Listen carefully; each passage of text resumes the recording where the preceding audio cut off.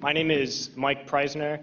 I joined the Army, left for basic training on my 18th birthday in June of 2001.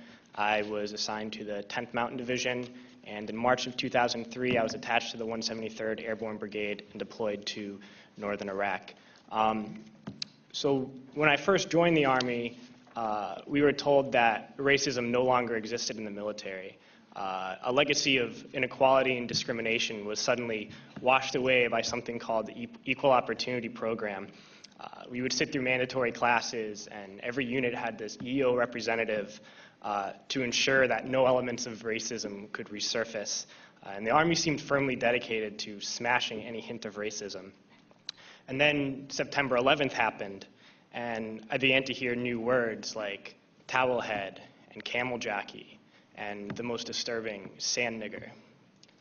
And these words did not initially come from my fellow soldiers, but from my superiors, my platoon sergeant, my company first sergeant, battalion commander. All the way up the chain of command, these terms, these viciously racist terms, were suddenly acceptable. And I noticed that the most overt racism came from veterans of the first Gulf War. And those were the words they used when they were incinerating civilian convoys. Those are the words they used when this government deliberately targets civilian infrastructure, bombing water supplies, knowing that it would kill hundreds of thousands of children. Those are the words the American people used when they allowed this government to sanction Iraq. And this is something that many people forget, and we can't forget,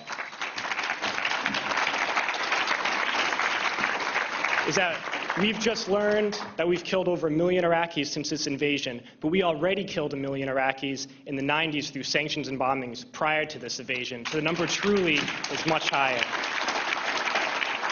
But when I got to Iraq in 2003, I learned a new word, and that word was Haji. Haji was the enemy. Haji was every Iraqi. He was not a person, a father, a teacher, or a worker. And it's important, we've heard this word a lot during Winter Soldier, but it's important to understand where this word came from. And to Muslims, the most important thing is to take a pilgrimage to Mecca. It's the Hajj. And someone who has taken this pilgrimage is a Haji. And it's something that in traditional Islam is the highest calling in the religion. So we took the best thing for a Muslim and made it into the worst thing. But history did not start with us, and since the creation of this country, racism has been used to justify expansion and oppression. The Native Americans were called savages, the Africans were called all sorts of things to excuse slavery, and Vietnam veterans know of the multitude of words used to justify that imperialist war. So Haji was the word we used. It was the word we used on this particular mission I'm going to talk about. And we've heard a lot about different raids and kicking down the doors of people's houses and ransacking their houses. But this mission was different, a different kind of raid. I never got any explanation for these orders. We were only told that this group of houses, 5 or 6 houses, were now property of the U.S. military, and we had to go in and make those families leave those houses. So we went to these houses and informed the families that those homes were no longer their homes. We provided them no alternative, nowhere to go, no compensation. And they were very confused and very scared and did not know what to do and would not leave. So we had to remove them from those houses. One family in particular, a woman with 2 small girls, a very elderly man and 2 middle-aged men. We dragged them from their houses and threw them onto the street. And arrested the men because they refused to leave, arrested the old man, and sent them off to prison. And at that time, I didn't know what happened to people when we tied their hands behind their back and put a sandbag on their head. But unfortunately, a few months later, I had to find out. We were short interrogators, so I was assigned to work as an interrogator. And I oversaw and participated in hundreds of interrogations. One in particular I'm going to share with you. It was a moment for me that really showed me the nature of this occupation. This particular detainee, when I was sent to interrogate him, he was stripped down to his underwear, hands behind his back, and a sandbag on his head. I never actually saw this man's face. My job was to take this metal folding chair and just smash it against the wall next to his head. He was faced against the wall with his nose touching the wall, while a fellow soldier just screamed the same question over and over again. No matter what his answer, my job was to slam the chair against his wall. We did this until basically we got tired, and I was told to make sure he stood against the wall for however long, and I was guarding this prisoner, and my job was to make sure he kept standing up, but something was wrong with his leg. He was injured, and he kept falling to the ground. And the sergeant in charge would come and tell me to get him up off his feet. So I'd have to pick him up and put him against the wall. And he kept going down. I just have to keep pulling him up and putting him against the wall.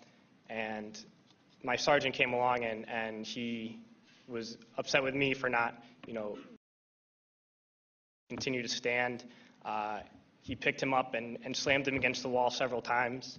And then he left, and when the man went down on the ground again, I noticed blood pouring down from under the sandbag.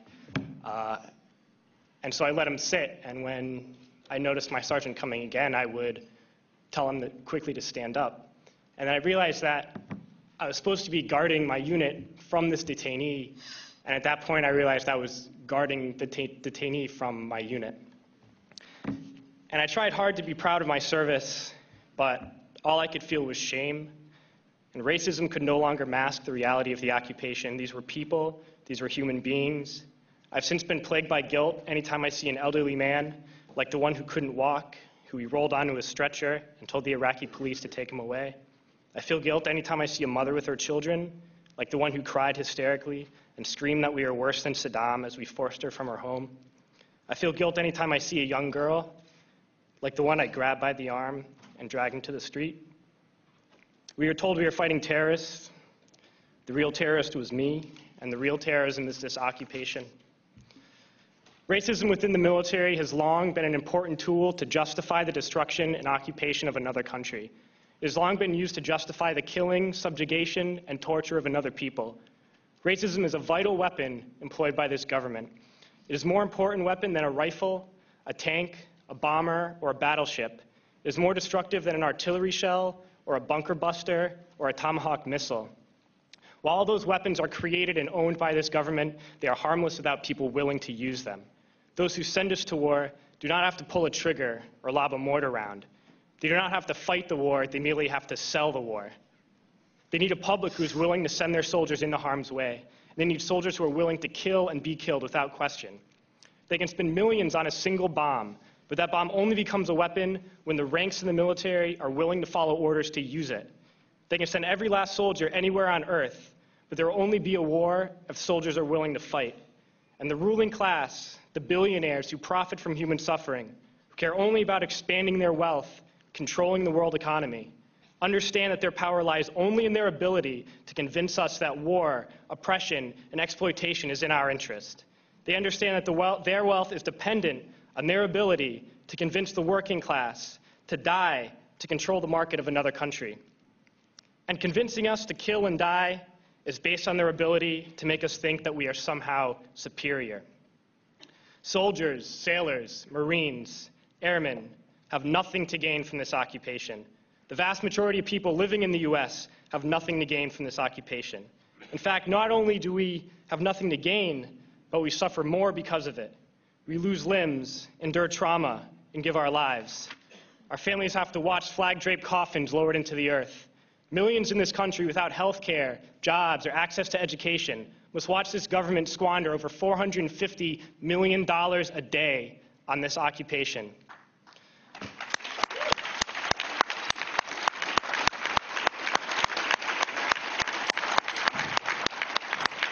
Poor and working people in this country are sent to kill poor and working people in another country to make the rich richer. And without racism, soldiers would realize that they have more in common with the Iraqi people than they do with the billionaires who send us to war.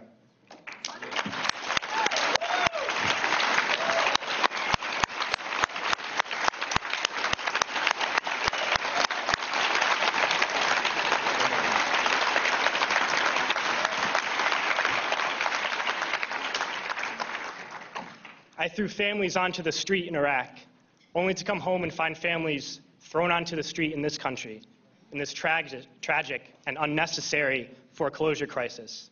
And we need to wake up and realize that our real enemies are not in some distant land. They're not people whose names we don't know and cultures we don't understand. The enemy is people we know very well and people we can identify. The enemy is a system that wages war when it's profitable. The enemy is the CEOs who lay us off from our jobs when it's profitable. It's the insurance companies who deny us health care when it's profitable. It's the banks who take away our homes when it's profitable.